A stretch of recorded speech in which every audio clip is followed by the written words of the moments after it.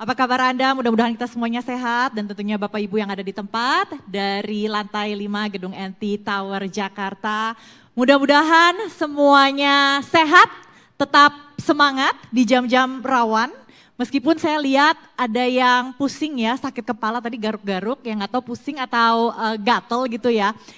Karena topik kita hari ini adalah bagaimana menyikapi kebijakan tarif Trump. Ini memang membuat kita semua apalagi eksportir resah Pak ya. Pak Edi mungkin juga udah memikirkan hal ini dari awal bulan ya Pak ya. Sambil menunggu sebenarnya ya Bapak Ibu Menteri kita ini yang sedang mencoba melakukan negosiasi, mudah-mudahan mereka kembali ke tanah air dengan membawa warta gembira gitu ya, amin.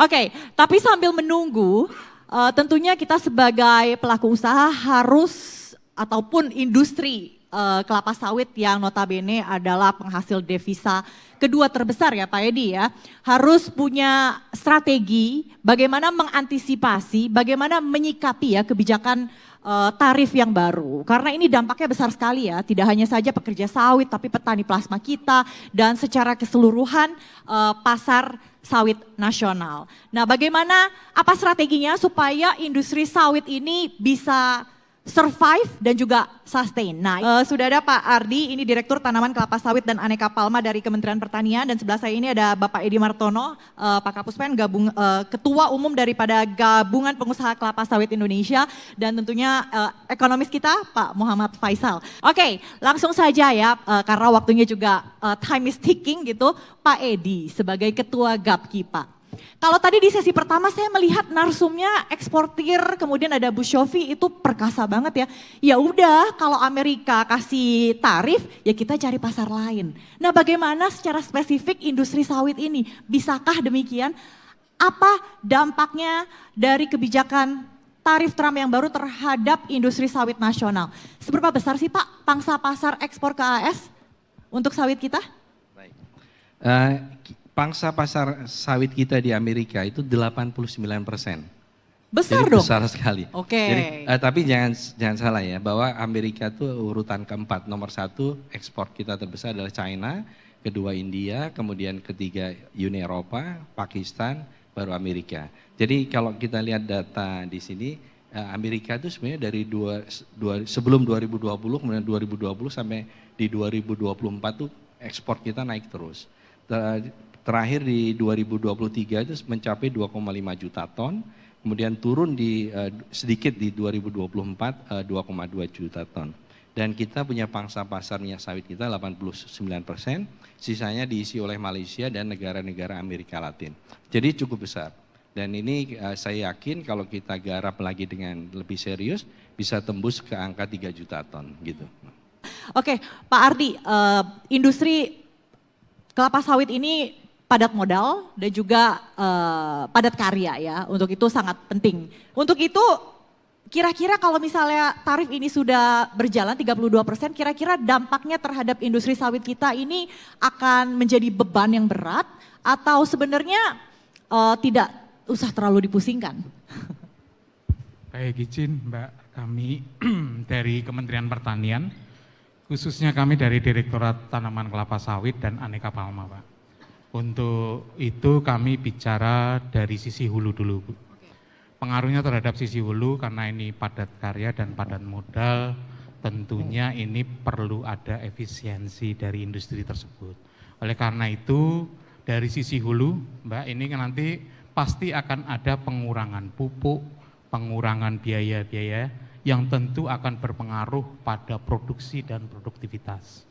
Nah ini menjadi penting kalau apabila produksi dan produktivitas kita turun, tentu tidak akan mensupport tadi yang disampaikan dari GAPKI, Pak Edi, bahwasannya kita harus mendukung untuk kelanjutan dari ekspor domestik, dari ekspor kita sawitnya. Nah oleh karena itu kami merasa penting bahwa nanti dengan adanya efisiensi, selain nanti produksi dan produktivitas turun, harga TPS pasti akan berdampak dari tarif tersebut. Saya kira ini menjadi concern kami. Ada beberapa program Mbak yang kita ingin sampaikan, bagaimana supaya produksi produktivitas itu kita tetap stabil, terutama terhadap kebun sawit kita yang sejumlah 16,3 juta hektar.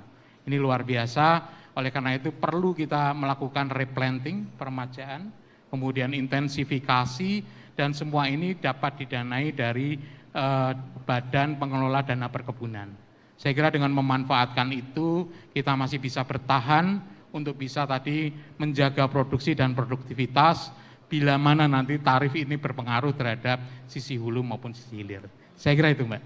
Oke, tapi kalau misalnya produktivitasnya ditingkatkan, kemudian ada produknya tapi tidak ada pasarnya, itu kan juga akan menyulitkan ya? Nah ini Mbak, tadi yang disampaikan Mbak juga dan mungkin juga pengusaha, kita berusaha membuka pasar, kemudian di Asia, di Afrika dan seterusnya. Saya kira benar tadi yang disampaikan Pak Edi ya, kita dengan gabungan pengusaha tentu berharap ada pasar-pasar, celah-celah pasar yang bisa kita masuki menggantikan pasar ke Amerika. Kita melihat tadi Pak Edi sudah sampaikan pasar kita adalah di China. Nah ini yang kita mungkin nanti perlu kita kembangkan di situ serta pasar-pasar lain terutama di Asia dan Afrika. Saya kira itu Mbak. Oke baik, terima kasih Pak Ardi. Jadi sebentar Pak Faisal, saya ke Pak Edi terlebih dahulu. Jadi untuk peningkatan produktivitas kelapa sawit ini sebenarnya menjadi masalah bagi pelaku usaha sawit atau bagaimana sih Pak? Jadi begini, 5 tahun terakhir ini produksi kita stagnan. Ya. Kalau kita lihat dengan teliti, sebenarnya produktivitas kita ini justru turun.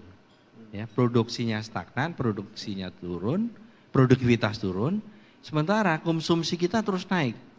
Di tahun 2024, konsumsi kita ini konsumsi lokal kita sudah 45,2% dari produksi. Artinya ini bahaya. Kalau ini tidak ditingkatkan tadi yang Pak Direktur sampaikan, Pak Ardi, ini bahaya. Nah, ini makanya tadi betul, salah satunya dengan kita melakukan permajaan. Utamanya di permajaan sawit rakyat. Karena kalau permajaan untuk perusahaan itu mereka melakukan setiap tahun 4-5% dari total yang harus dari total tanaman yang ada. Karena kenapa? Kalau tidak mereka akan kegulung kan begitu. Nah mereka melakukan itu dan mereka kenapa 4-5% supaya tidak mengganggu cash flow. Nah ini yang harus dilakukan. Nah Gapki ini bersama pemerintah bersama dari Kementan kita kemarin mendatangkan serangga penyerbuk yang lebih agresif. Sudah sampai barangnya sudah sampai dari Tanzania, sudah ada di Medan sekarang di PPKS sedang dikembangbiakan. Serangga penyerbuk itu supaya dia pada waktu hujan mereka tetap mau keluar, mau menyerbuk. Nah ini yang sekarang kita datangkan. Selain itu kita juga mendatangkan tanaman baru untuk disilangkan di sini yang lebih produktif lagi.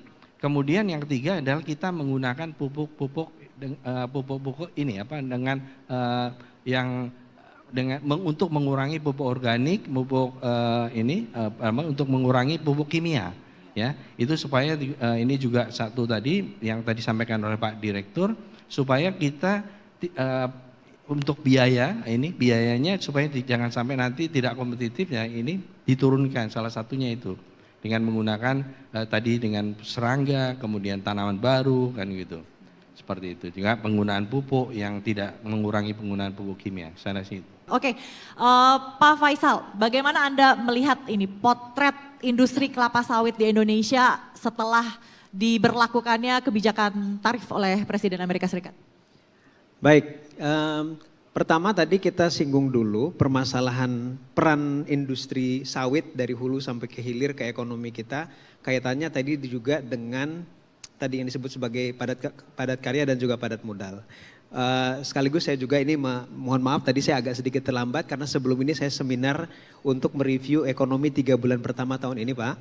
Jadi KOR memprediksikan memang tahun ini proyeksi pertumbuhan 2025 kita koreksi lagi dari yang kemarin kita prediksikan 4,8 sampai 5%. Ini potensinya sekarang bisa sampai 4,6 ke 4,8%. Dan highlightsnya adalah daya beli dari sisi masyarakat.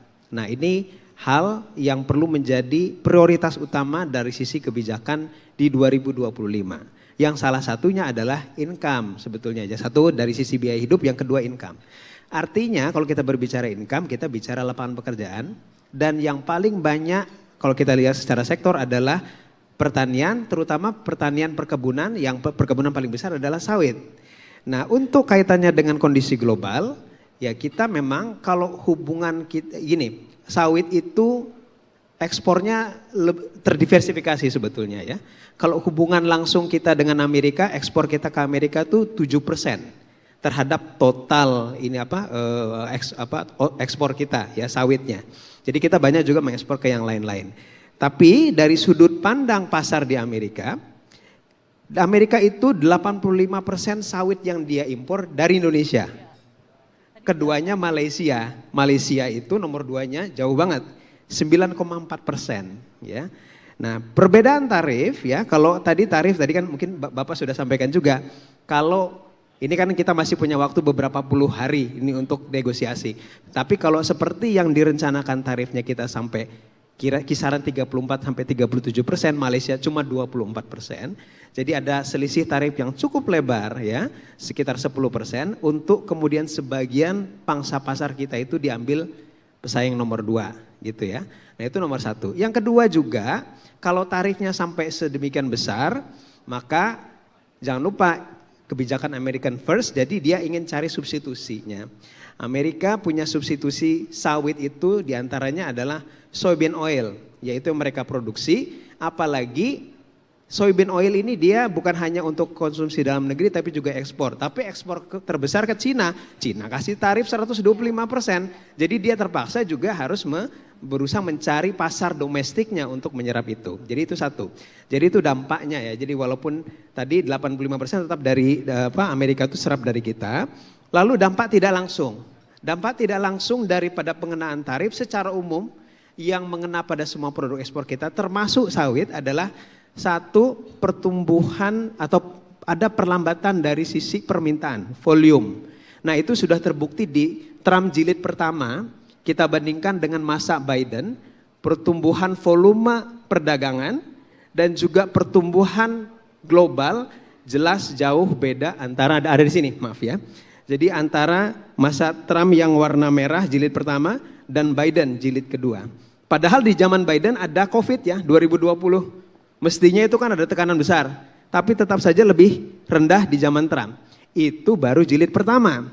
Jilid kedua kita tahu perangnya lebih keras lagi.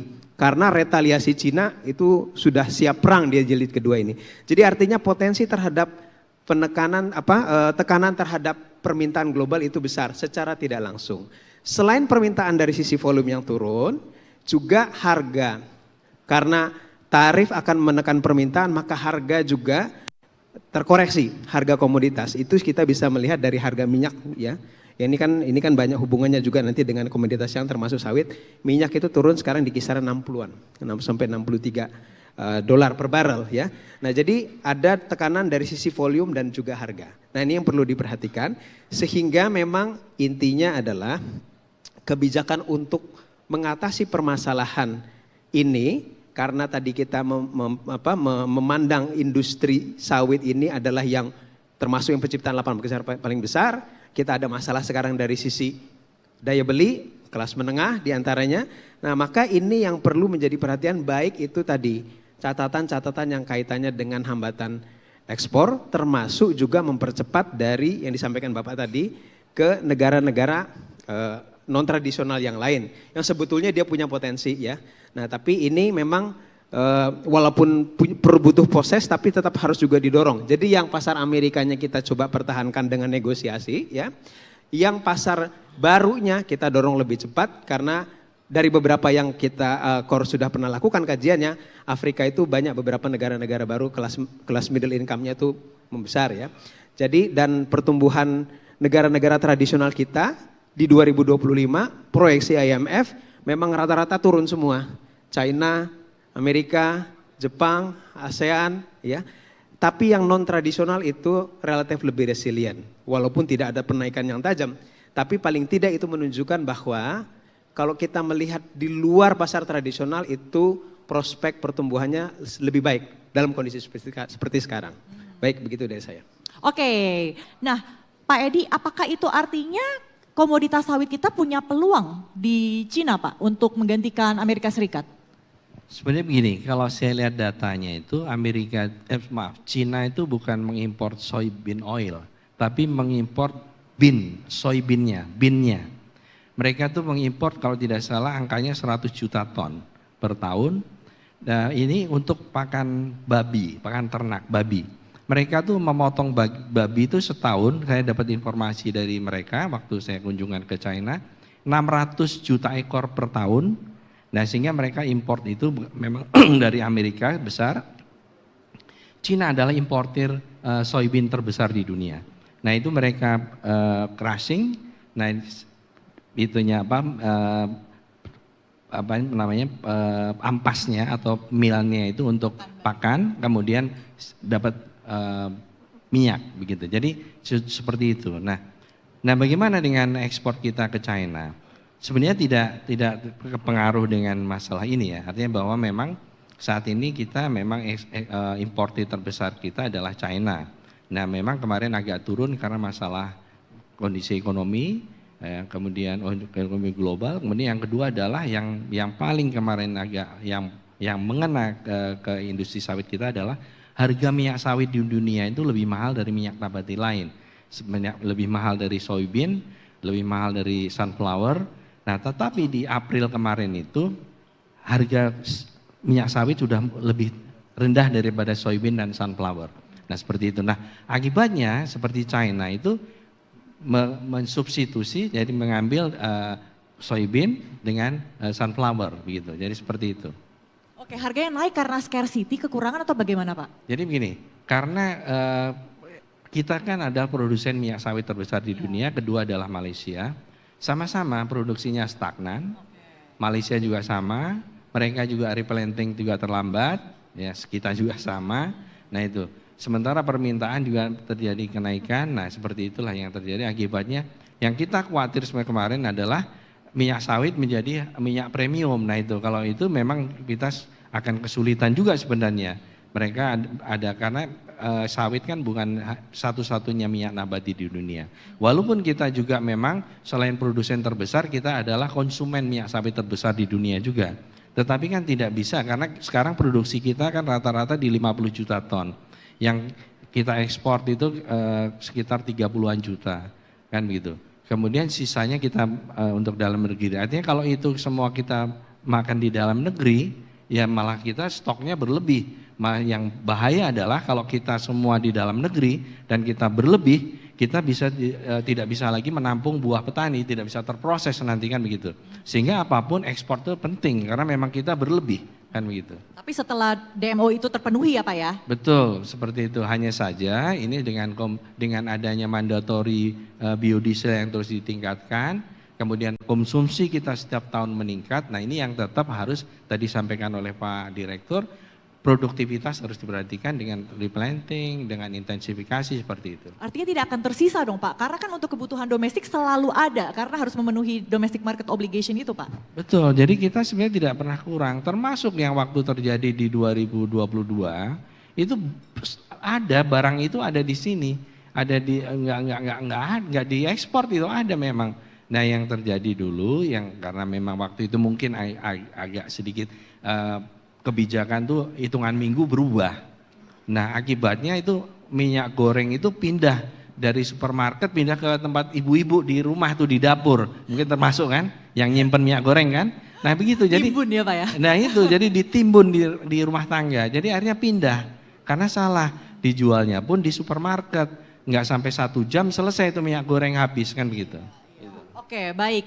Oke, Pak Ardi, sekarang kalau kita melihat kondisi industri sawit saat ini, tadi sudah mendengar kesusahannya gitu ya Pak ya, bagaimana ada beban yang harus dipenuhi dalam negeri juga, sehingga tidak bisa bersaing dengan kompetitor terdekat ya Malaysia. Nah kira-kira dukungan dari pemerintah untuk industri sawit nasional seperti apa? Baik, jadi pemerintah dalam hal ini Kementerian Pertanian, Direktorat Jenderal Perkebunan yang mengampu terkait sawit. Tadi kami berpikir secara khusus karena tadi disampaikan produksi dan produktivitas kita menurun Mbak, kita tidak boleh lengah. Apalagi Bapak Ibu sekalian ketahui sawit ini juga berperan dalam energi kita. Kalau memang kebutuhan pangan, tadi disampaikan Pak Edi sudah cukup, tetapi kita melihat ke depan, sawit ini harus juga memenuhi kebutuhan energi, biodiesel dan seterusnya. Dan saya kira ini yang menjadi concern kita, bagaimana tadi menyebabkan efisiensi industri, tetapi kita dorong dengan plasmanya, dengan sawit rakyatnya, untuk bisa tetap mempertahankan produksi, bahkan meningkatkan produktivitas. Salah satunya Bapak Ibu sekalian perlu ketahui bahwa ketika kita bicara ketahanan energi, ini perlu tambahan produksi. Nah ini yang kita dorong melalui peremajaan sawit, intensifikasi yang dananya diperoleh dari dana Badan Pengelola Dana Perkebunan. Dan ini menjadi penting Mbak, karena 5 tahun ke depan kita berharap sawit atau 5 atau 10 tahun atau 20 tahun ke depan sawit tidak menjadi nomor 1. Padahal kalau kita ketahui dari luasan 16,3 ini akan berpengaruh terhadap ekonomi tentunya, dan juga Indonesia akan tetap melihat bahwa sawit ini adalah andalan untuk ekonomi kita. Jadi itu Mbak, Kementerian Pertanian dengan dukungan dana dari dana perkebunan, Badan Pengelola Dana Perkebunan, ini kita berharap selalu melakukan replanting. 20-30 tanaman sawit saat ini perlu dilakukan replanting agar produksi tetap stabil dan dapat menjaga ketahanan pangan sekaligus energi. Saya kira itu Mbak pentingnya. Oke, Pak Faisal, kalau misalnya kita melihat selain Amerika Serikat yang menerapkan kebijakan tarif, tadi pasar yang terbesar kedua kalau nggak salah ya Pak Edi, India ini juga impose tarif terhadap kelapa sawit kita. Bagaimana industri kita ini menyesuaikan dengan tekanan global yang begitu banyak? India memang salah satu yang juga biasanya menerapkan tarif yang tinggi untuk sawit ya. Jadi kita harus tinggalkan Asia, beralih sepenuhnya ke Afrika gitu seperti. Tidak meninggalkan loh Mbak ya, tapi Okay. menekankan tarif itu dia berarti ada hambatan lebih besar. Jadi kita tetap bisa masuk tapi potensi untuk penetrasinya jadi lebih kecil. Nah itu tadi pentingnya, makanya kalau Amerika begitu, India begini ya. Maka EU yang sama tapi sekarang sudah kabar baiknya dari WTO udah memenangkan. Jadi EU semestinya ya tidak se-challenging sebelum kita dipersoalkan di WTO ya. Nah, makanya itu pentingnya juga dalam diplomasi internasional itu untuk bisa memenangkan dispute seperti itu memang ada dari support research dan juga data itu ya. Karena itu kan kita beradu argumen begitu ya. Nah jadi satu tadi EU sudah tidak se-challenging yang sebelumnya, tapi negara-negara Timur Tengah, Afrika, Asia Tengah, Amerika Latin, nah ini salah satu yang kita perlu lihat satu persatu gitu ya dari sisi potensinya. Dan satu lagi sebetulnya ini berita beberapa waktu terakhir ya, respon Cina terhadap Amerika ya. Jadi Politbiro Tiongkok itu di sekitar akhir April ya untuk merespon dari kondisi global ya, ini kaitannya dengan geopolitik juga saya pikir. Nah jadi Cina itu memutuskan untuk menggenjot konsumsi domestik untuk merespon kebijakan Trump yang justru dia menahan konsumsi global atau dia menahan konsumsi Amerika terhadap barang-barang dari luar. Nah, ini bukan hanya sekedar berita dan saya sendiri juga di approach lah begitu dengan beberapa dari pihak kedutaan lah mereka gitu ya untuk bagaimana caranya menggenjot consumption domestik Cina untuk bisa mereka punya daya beli yang lebih tinggi, membeli bukan hanya produksi mereka tapi juga dari luar gitu ya. Tapi memang China ini permasalahannya selama ini adalah mereka oversupply, demand itu rendah, inflasi itu rendah, lebih rendah dari kita lagi gitu ya. Nah jadi mereka sedang berpikir kebijakan-kebijakan apa saja yang bisa sekarang mendorong konsumsi masyarakatnya sendiri gitu. Nah jadi bukan hanya untuk narik menyerap produk mereka tapi juga produk dari luar. Jadi artinya ada satu prospek kalau ini dijadikan satu komitmen baru daripada pemerintah Tiongkok bahwa ekspor ke China ini bisa kita lihat prospeknya lebih daripada yang sudah ada sekarang gitu ya, termasuk untuk energi, termasuk untuk sawit secara keseluruhan begitu. Nah jadi itu beberapa di antara gitu ya, sedikit titik terang di antara beberapa ini ya kabar-kabar yang tidak menyenangkan gitu untuk prospek ekspor kita di luar. Oke. Jadi Pak Edi apakah bisa mengalihkan ekspor ke Amerika Serikat mungkin dibagi-bagi ke beberapa negara tujuan ekspor, salah satunya ke Tiongkok Pak? Jadi gini, memang tidak mudah ya memindahkan 2 juta ton, 2,5 juta ton dengan cepat ya, gitu, seperti itu. Walaupun sebenarnya tidak ada kasus Trump pun, kita tuh rutin dengan pemerintah ini, dengan Kementerian Perdagangan, dengan Kementerian Luar Negeri untuk terus mengembangkan pasar di luar pasar tradisional. Seperti contoh besok bulan Mei kami berangkat ke Mesir. Mesir importir yang besar juga, impor dari kita sebenarnya 1 juta ton, 1,1 juta. Nah seperti itu, negara-negara Afrika itu cukup besar tapi kecil-kecil, tapi karena kalau untuk Afrikanya cukup besar, ini total ya. Seperti ke Nigeria, seperti itu. Jadi walaupun mereka sebenarnya tanaman sawit dari mereka, tetapi mereka tidak bisa berkembang dengan baik. Begitu. Jadi mereka tetap masih import minyak sawit. Nah seperti itu. Kemudian juga tadi disampaikan oleh Pak Ardi, ke Asia Tengah kita juga demikian. Ini ke Rusia juga demikian. Kita terus, Rusia tuh juga cukup bagus, ya, artinya tapi masih di bawah Amerika, ya, belum sampai 1 juta. Kita berharap bisa tembus ke angka 1 juta, dan rata-rata mereka juga negara-negara yang tidak punya pelabuhan di sekitar Rusia juga bisa melalui Rusia, artinya Rusia juga bisa menjadi hub ekspor kita ke negara-negara itu. Begitu. Artinya pangsa pasar tradisional ini apakah bisa menggantikan pasar Amerika Serikat yang 7% itu Pak? Kalau dalam waktu dekat rasanya sulit ya, artinya tetap butuh waktu begitu. Tapi saya meyakini bahwa Amerika itu butuh minyak sawit gitu, minyak sawit ya, makanya tadi saya kenapa, karena kita kena 32%, sementara Malaysia 24%, dan beban ekspor kita lebih tinggi juga dari Malaysia, sehingga kita minta kepada pemerintah untuk memberikan keringanan untuk khusus ya, dikurangi untuk beban itu, khusus special treatment untuk Amerika agar kita bisa bersaing. Begitu. Tapi kita kan produsen sawit terbesar Pak, jadi nggak perlu khawatir juga karena Malaysia bukan saingan head to head dengan kita gitu Pak. Iya betul, memang seperti itu, tapi apapun kan kita juga mesti waspada, jangan sampai kita nanti ternyata bisa, contoh sekarang nih, Amerika Latin pun sekarang sudah mulai meningkat itu produksinya begitu. Ya. Oke, makanya tadi kita lihat Pak Edi jawabnya tenang gitu ya, karena sebenarnya topik ini tidak terlalu mengganggu begitu ya Pak.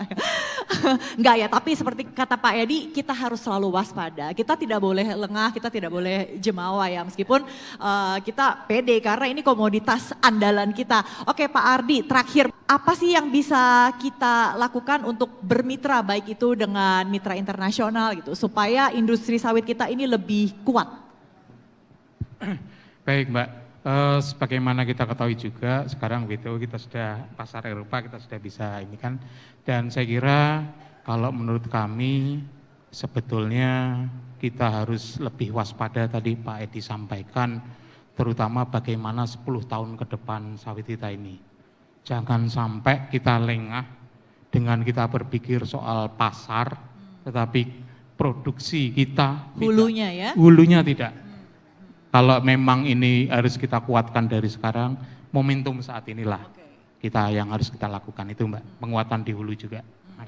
Baik, terima kasih Pak Direktur untuk responsnya. Boleh kita berikan apresiasi untuk ketiga panelis kita hari ini. Bapak-bapak saya persilakan untuk kembali ke tempatnya. Terima kasih. Silakan. Terima kasih Pak Edi. Terima kasih Pak Faisal.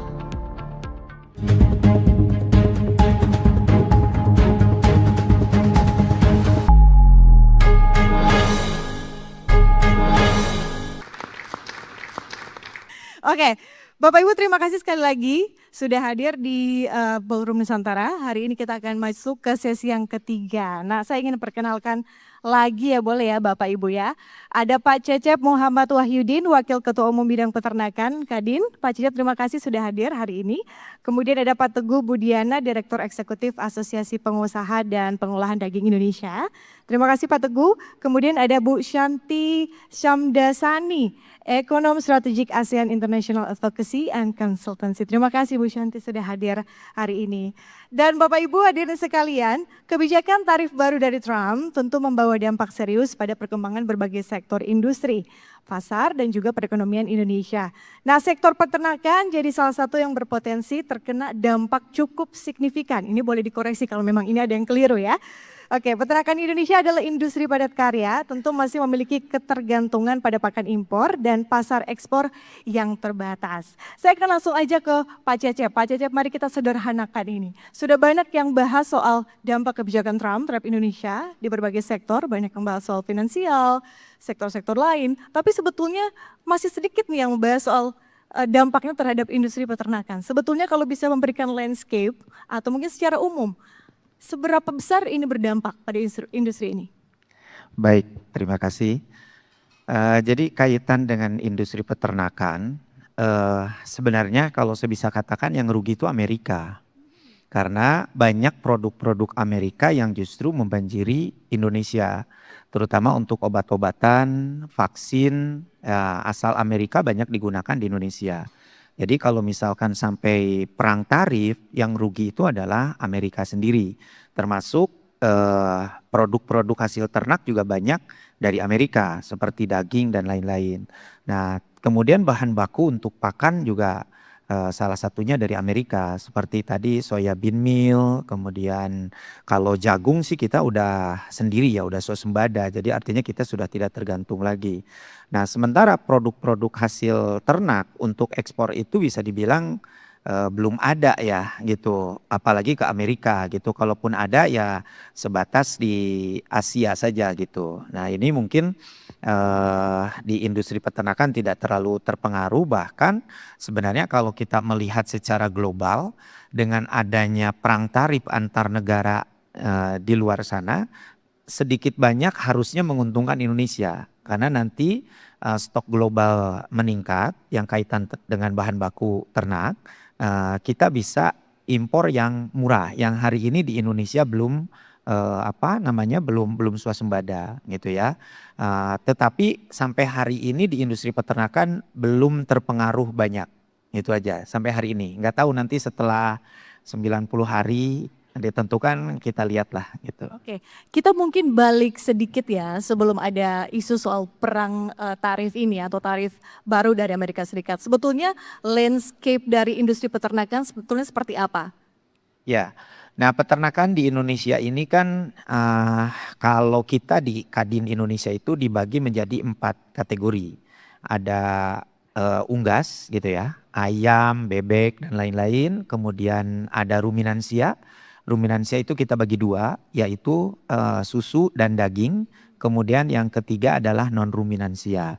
Nah ini dari keempat ini Indonesia ini produk-produknya itu hampir bisa dikatakan seperti sapi, kita kan belum swasembada, baik sapi potong maupun sapi perah. Jadi kita masih sedikit banyak tergantung impor. Begitu juga di unggas, khususnya di ayam pedaging dan ayam petelur, Indonesia itu masih 100% impor dari luar untuk bibitnya. Grandparent stock kita itu impor 100%. Bahan baku untuk pakan pun Indonesia masih impor kurang lebih sekitar 40%. Karena kita asumsikan bahwa jagung kita sudah swasembada gitu. Jadi 40% kita masih impor.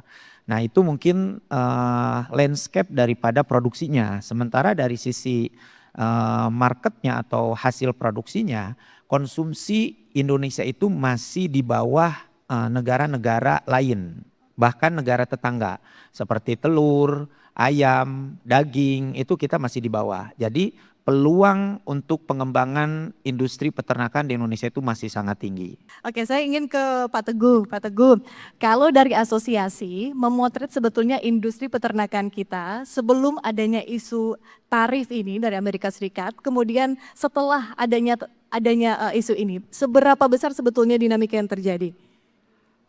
Jadi untuk saya di lingkup impor daging ya. Jadi berbeda dengan Pak Beni tadi soal alas kaki yang terkendala karena untuk ekspor juga tadi Pak Edi dari sawit. Kalau untuk daging itu kita tuh kecil sebenarnya. Impor kita kecil. Impor dari Amerika Serikat tuh kira-kira hanya 12.000 ton. Bayangkan kita itu tiap tahun mengimpor daging sapi itu belum termasuk yang daging kerbau ya, itu hampir 200.000 ton, 250.000 ton, daging kerbau 100.000 ton. Jadi kita impornya itu memang dari Amerika Serikat sangat kecil, nilainya hanya kira-kira 70 juta dolar. Dan dalam beberapa bulan terakhir ini impor kita pun terkendala. Karena apa? Masalah halal. Jadi ditemukan oleh dari Kementerian Pertanian bahwa proses pemotongan sapi di Amerika ini itu tidak memenuhi persyaratan halal. Jadi selama beberapa bulan ini memang ditunda. Baru saya dengar baru dari nanti lembaga jaminan halal itu mau ke Amerika untuk mengecek. Nah, jadi kalau dikaitkan dengan kebijakan Presiden Trump, ini kecil sekali. Kecil sekali, bahkan mungkin kita sih berharap, bukan berharap. Dipastikan kalau memang mereka melihat soal nanti misalnya masalah halal terpenuhi, mungkin kita juga berpeluang sebenarnya kalau misalnya bea masuk juga misalnya diturunkan, ekspor dari Amerika ke Indonesia akan lebih besar. Karena demand untuk daging sapi Amerika itu cukup bagus dibandingkan dengan beberapa negara lain karena premium kan kualitasnya ini. Jadi, Kita paling banyak tuh ngambil dari mana sih Pak? kita mengimpor dari Australia, New Zealand, kemudian ini mau masuk dari Brasil, kemudian daging kerbau dari India. Ini dari India mulai tahun 2016 itu setiap tahunnya kira-kira 100.000 ton. Dari Australia terbesar. Jadi dari Amerika tidak terlalu besar sebenarnya. Berarti nggak begitu masalah ya? Ya saya kira sebagai bagian dalam perekonomian nasional kami concern, kami juga melihat sebagai hal yang baik.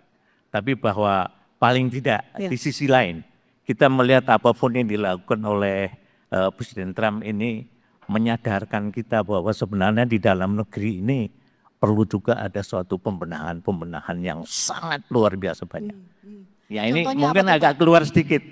Nggak apa-apa, kita kasih contoh satu aja, singkat. Impor daging itu untuk proses mengimpor membutuhkan 8 bulan.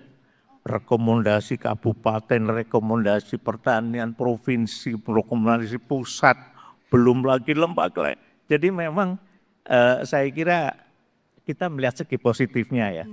Hentakan dari Trump ini menyadarkan kita bahwa kita tadi saya senang dengan Pak Pasar Ibu kata efisiensi. Pak, tapi saya ingin tahu dulu sebetulnya kalau dari sisi grafis atau angka kita impor dari Amerika Serikat, sebetulnya apakah memang dari dulu angkanya seperti itu ataukah mungkin ada fluktuasi dari sisi impor? Sebenarnya ya ini kan soal perdagangan ya. Jadi karena memang ada marketnya itu untuk yang dari Amerika itu memang tertentu. Hanya hotel, kemudian restoran yang besar, yang high society ya sebenarnya. Sebab kalau yang dari dalam negeri sendiri kita juga besar sekali sebenarnya produksi. Tetapi tidak bisa masuk kepada karena kualitas. Sehingga inilah saya kira itulah yang saya katakan tadi kita menyadarkan kita bahwa peluang justru kita itu untuk ada peluang di situ ya. Paling tidak kita tidak terlalu terdampak. Paling tidak dari sisi industri peternakan khususnya juga dari ya kalau daging dari itu sendiri. segi daging ya kayak saya di sini dalam konteks dari asosiasi impor daging. Ya, itu dari asosiasi. Saya ingin ke ekonom. Bu Shanti, saya tadi menyimak pernyataan Anda bahwa sebetulnya kita nggak usah terlalu pusing lah soal desak-desakan tarif dari Amerika Serikat. Tapi saya ingin melihat secara keseluruhan mungkin dari sisi industri peternakan. Pak Cecep sebut bahwa sebetulnya kita tidak terlalu terpengaruh kalau melihat dari sisi impor kita juga. Tadi juga Pak Teguh sampaikan kita kecil sekali. Tapi ekonom memotret ini seperti apa? Setujukah? Jadi begini Mbak, seharusnya itu kita berterima kasih sama Trump. Ini saya mau kuat, berterima kasih ke Trump. Dia membangunkan kita dari tidur yang sangat lama kayaknya nih ya. This should have happened like 10 years ago or earlier gitu. Itu yang pertama ya. Kami sedang melakukan beberapa riset untuk beberapa klien dari bidang pertanian ya, terutama dari bidang pertanian dan logistik. Ada beberapa data yang belum siap, tapi ada indikasi. Indikasi sudah keluar, di situ adalah bahwa dampaknya dari segi kalau peternakan saya tidak mau komen banyak karena memang saya tidak megang peternakan, kebetulan saya penyayang hewan dan vegetarian, jadi saya leave it alone gitu ya. Tapi kalau pertanian, ada indikasi yang sudah kita lakukan riset ini adalah dampak yang paling besar itu Mbak di kedelai, soybean. That is the largest, karena memang Indonesia itu kan memang pemakan tahu tempe ya. Nah, itu yang pertama. Yang kedua, saya ingin sedikit menyebutkan dan mungkin ini saya akan bagikan nanti kalau ada yang menginginkan. Tapi yang saya mau bacakan ini adalah poin-poin sangat penting di bidang pertanian yang memang harus diperhatikan sekarang. Contohnya ya, ketergantungan impor, itu kita harus benahi. Substitusi impor, kita harus pikirkan. Kalau tidak soybean, kedelai substitusinya apa? Itu sudah harus dipikirkan. Jadi ada tim yang memikirkan negosiasi, ada tim yang memikirkan substitusinya apa, plan A, plan B-nya, ya kan? Bu Shanti, maaf saya potong. Apakah itu belum dipikirkan saat ini? Menurut Ibu, dari pandangan Ibu, apakah itu belum dipertimbangkan atau belum dipikirkan sejauh ini? Saya tidak tahu dari working group yang dibentuk oleh Pak Presiden Prabowo, apakah sudah ada working group yang memikirkan substitusi dari berbagai bahan? Saya belum lihat. Jadi kalau dari audiens ada yang bisa kasih tahu, tapi kita membutuhkan working team untuk mencari substitusi. Substitusi produk, substitusi sumber, dan substitusi harga.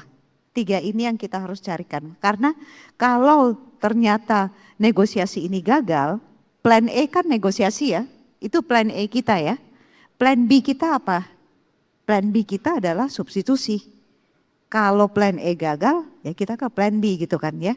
Jadi yang itu yang harus kita ini. Terus pengembangan pasar ekspor. Terus RCEP dan FTA, kita banyak sekali free trade agreement yang kita tanda tangani yang justru tidak dimanfaatkan dengan baik oleh pebisnis Indonesia. Apa karena mereka, berapa orang di ruangan ini yang mengerti RCEP itu apa? Contohnya, coba ada yang tahu nggak RCEP itu apa? Padahal RCEP ini sebuah tool, trade agreement yang paling besar di dunia. Dan manfaatnya itu sudah dipakai paling banyak oleh Cina justru. Dan RCEP ini Indonesia saya yang sempat dan pemerintah Indonesia yang sempat melakukan ini gitu. Jadi itu juga yang kita harus pikirkan. Adopsi digitalisasi, smart farming. Berapa banyak yang sudah melakukan smart farming sekarang? Itu bisa dihitung hanya pakai jari. Padahal Indonesia ini besar sekali gitu kan. Dan teknologi ini opsinya banyak gitu kan. Jadi ini juga dari segi ekonom, dari segi riset, mungkin slide-nya belum ditayangkan, tapi dari segi riset itu kami masuk sampai ke detail ini karena kami mau melihat akar dari permasalahan itu ada di mana. Dan jika kita sudah ketemu akar dari permasalahannya, solusinya apa? Dan saya tidak mau cuma satu solusinya harus ada beberapa opsi. Karena kan kita lagi dalam proses solution finding kan gitu. Jadi kita nggak bisa solusi kita cuma ini, tidak. Saya mau minimal 3 solusi. Kalau solusi pertama gagal, apalagi yang bisa kita lakukan? Kurang lebih seperti itu. Gitu. Terus ada rantai pasok yang terintegrasi. Kita belum terintegrasi juga secara keseluruhan, Mbak. Terus ada lagi kemitraan kecil dengan industri besar. Berapa banyak industri-industri kecil ini bermitra dengan yang besar gitu kan. Terus ada lagi kesadaran lingkungan, produk-produk ramah lingkungan. Kalau kita mau ekspor, orang tidak mau pestisida yang beracun atau apa gitu. Jadi kita harus memikirkan ini juga gitu kan. Ada banyak sekali misalkan permintaan produk berkelanjutan. Kadang-kadang kita cuma bisa supply 1 bulan, 2 bulan, habis itu berhenti. Padahal kan kalau kita bicara bisnis, kita bicara ekspor itu harus continuous kan. Tidak bisa 1 kali 2 kali terus petani kita sudah dapat uang terus dia pikir udah cukup gitu. Terus uangnya habis terus baru dia mulai bekerja lagi. Karena ini juga tergantung dari mental kita sendiri. Sudah dapat uang, kita pergi menikah lagi atau apa, terus balik duitnya udah habis baru kita cari kerja lagi. Padahal kan kalau di luar negeri orang bekerja terus gitu. Ada continuity. Dan ada permintaan produk berkelanjutan juga. Demand kita untuk kalaupun ekspor itu terjadi dari segi pertanian biasanya tidak continuous. Karena apa? Kualitasnya yang melonjak. Bulan ini bagus, bulan depan tidak. Kuantitasnya juga tidak ini. Ini yang kami sangat memperhatikan. Daerah mana, produsen mana, perusahaan mana yang menjaga konsistensi seperti ini. Nah, ini banyak sekali daftar-daftar yang saya miliki di sini. Mungkin kalau teman-teman ada yang menginginkan bisa saya share dengan free. Tapi ini poin-poin atau touch point yang sangat kritis yang harus kita perhatikan sekarang. Mumpung kita udah bangun gitu, Mbak. Makasih. Oke, saya ingin highlight tadi soal substitusi ya. Saya mau ke Pak Cecep dulu deh. Pak Cecep, sudahkah mungkin Kadin dan juga pemerintah berkoordinasi mungkin ya, atau mungkin membahas soal peluang-peluang itu, kita substitusi produk atau apapun yang bisa kita disubstitusi. Sudah adakah pembicaraan soal itu? Ya, ketika kita bicara substitusi produk, kalau kaitan dengan Trump kita tidak ada. Karena memang kalau produk-produk untuk kebutuhan peternakan, yang tadi saya bilang tidak tergantung terhadap Amerika. Kalaupun ada seperti soybean meal, itu kita ngambilnya itu banyaknya tuh dari Argentina, dari India gitu ya. Jadi tidak terlalu terpengaruh. Tetapi kalau bicara peternakan secara lokal di Indonesia, memang kita sedang berpikir bagaimana kita supaya tidak tergantung terhadap impor lagi gitu, terutama dalam hal pemuliaan strain daripada ayam lokal. Karena kita semua yang hari ini ada, ayam pedaging maupun ayam petelur, itu 100% grandparent stoknya itu impor dari luar negeri semuanya.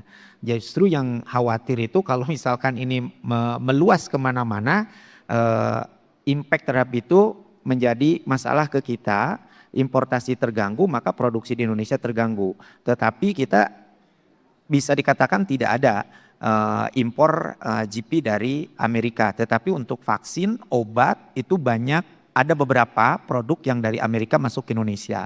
Tetapi ini kesempatan juga gitu supaya vaksin dan obat itu bisa dibuat di Indonesia dan lebih memilih produk Indonesia. Sebenarnya seperti itu. Oke, saya ingin beralih ke Pak Teguh. Pak Teguh, saya ingin bawa perbincangan kita soal kuota impor. Nah, respon pengusaha atau asosiasi sendiri dalam hal kuota impor ini seperti apa? Kompromi yang dilakukan sejauh ini dari sisi asosiasi melihat isu-isu seperti ini yang ada, apa yang sedang atau mungkin akan dilakukan? Jadi begini, importir itu bisnismen. Mana yang menghasilkan keuntungan lebih besar dia akan lakukan. Seperti halnya sekarang kalau banyak mengimpor dari Australia, dari New Zealand dan segala macam itu ya karena mungkin itu lebih kompetitif. Nah, kita tidak tahu tadi kan efek kira-kira dari mungkin pihak Amerika ingin menekan kita supaya mengimpor lebih banyak lagi. Karena di-compare dengan negara-negara lain kita kecil sekali. Mereka juga mungkin akan menekan hambatan-hambatan non-tarif. Ini kan juga masalah soal halal tadi saya sampaikan. Kita tidak tahu apakah pemerintah kita harus meninjau kembali. Karena kan mungkin konsumen Indonesia tidak semuanya muslim. Ada yang non-muslim loh. Kita kan sebenarnya enggak, apakah itu tidak halal kita pun enggak masalah misalnya gitu. Itu tidak tahu. Tapi yang jelas bahwa dalam konteks ini mungkin penekanan akibat itu kita tidak tahu nanti Pak Erlangga sama Bu Mari dalam melakukan negosiasi apakah akan menurunkan tarif. Karena kita dengan Australia, dengan New Zealand, karena ada ASEAN, New Zealand Australian Free Trade Agreement, sejak tahun 2020 itu bea masuk 0%. Bisa saja itu akan dituntut juga oleh Amerika supaya dia bisa mengekspor lebih banyak. Jadi kalau tadi pertanyaan Mbak Patricia ini kira-kira gimana, apa yang kita maui? Sebenarnya begini, kalau kita mengimpor sampai jumlah besar, itu bukan apa-apa, tapi karena dalam negeri itu masih belum bisa memenuhi kebutuhan nasional. Sehingga impor kita jumlahnya cukup besar. 300.000 ton, ya kan? Nah ini juga tadi kalau saya katakan segi positifnya Bu Santi juga bilang tadi, bagaimana memicu kita untuk bisa meningkatkan produktiviti dan produksi lah di dalam negeri ini. Saya kira kita tidak melihat masalah Presiden Trump itu menaikkan tarif, tapi kita melihat sisi-sisi lain yang sebenarnya bisa kita tangkap sinyal. Kita seperti dibangunkan dari tidur, bahwa kita itu sebenarnya masih belum mengerjakan banyak hal, sehingga tidak sampai harus tergopoh-gopoh karena ada Presiden Trump menaikkan tarif seperti itu ya. Berarti Pak Teguh setuju sama Bu Shanti ya soal ini ya. Kita terima kasih ya ke AS ya. Saya ikut prihatin dengan Pak Beni nggak bisa mengekspor dengan alas kaki yang sebenarnya menjadi satu andalan kita gitu. Dari segi positifnya dan segi negatifnya. Saya kira itu tadi saya katakan Mbak Patricia, ini suatu stimulasi buat pemerintah untuk mereview selama ini sudah efisienkah apa yang sudah kita lakukan dan juga diregulasi peraturan-peraturan yang menghambat. Kita melihat daging, kita tidak boleh hanya sekedar daging. Ini bisnis kuliner yang sudah berkembang itu akan terhambat kalau misalnya seperti itu. Sehingga semua hambatan non tarif di dalam sendiri juga harus dilakukan. Saya ingin ke Bu Shanti. Bu Shanti, soal kuota impor tadi, tolong beri kami pemahaman Bu, sebetulnya dari sisi kuota impor, kemudian juga dikaitkan dengan tarif baru Amerika Serikat, kemudian melihat mungkin secara keseluruhan saja Bu, industri peternakan kita, apa yang harus kita cermati di sini?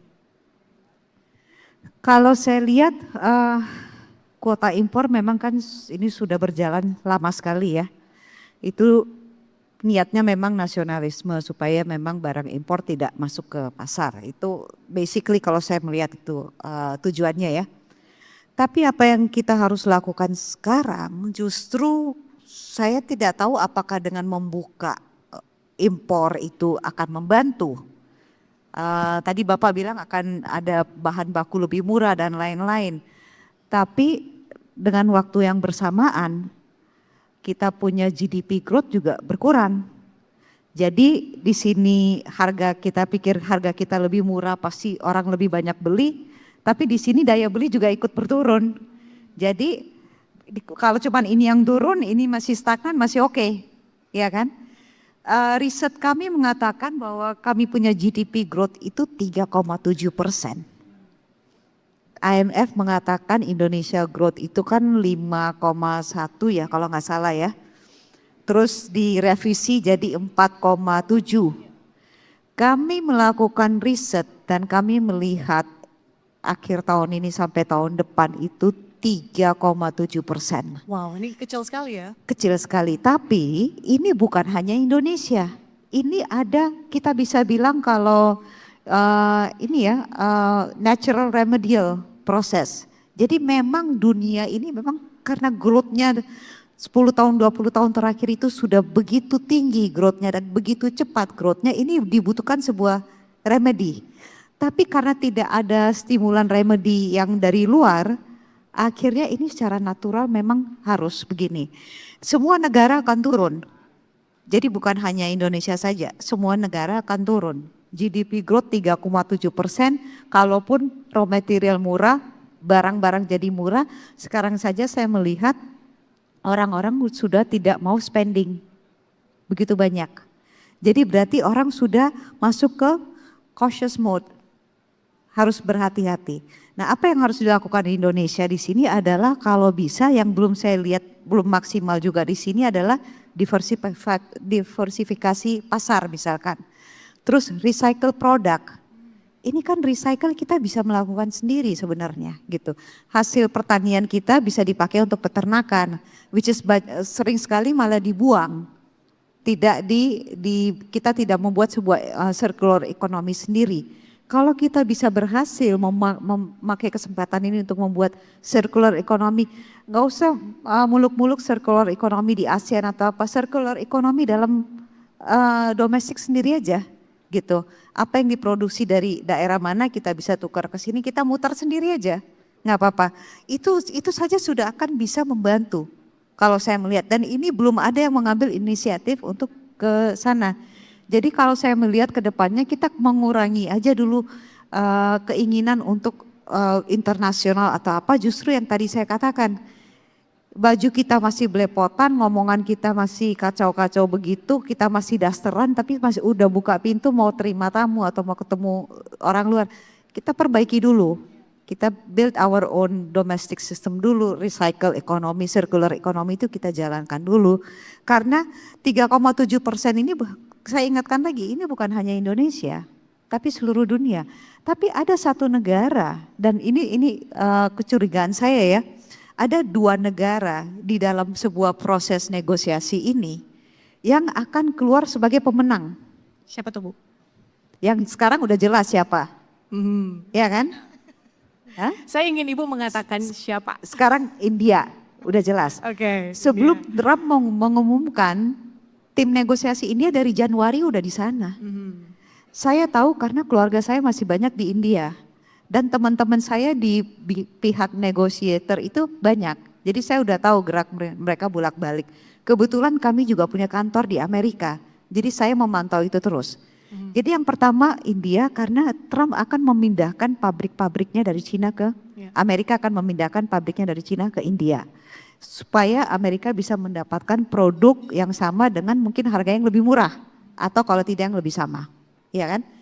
Negara yang kedua yang saya rasa akan keluar sebagai pemenang di sini dalam negosiasi ini ya, itu adalah Jepang. Kenapa Bu? Karena Jepang memiliki sebuah karakter yang dengan komitmen yang tinggi, menjaga kualitas, dan Jepang itu sangat loyal. Jadi Jepang itu memang dari dulu menjadi temannya Amerika. Pertama, kedua, interdependensi Amerika dan Jepang ini kuat sekali. Jadi ada 2 negara ini yang kemungkinan GDP growth-nya juga bagus ke depannya. Yang lain akan menjalankan sebuah koreksi natural seperti itu Mbak. Oke, terima kasih Bu Shanti, Pak Cece, Pak Teguh sudah bergabung di sesi 3 acara hari ini. Kita jumpa lagi di lain kesempatan. Salam sehat.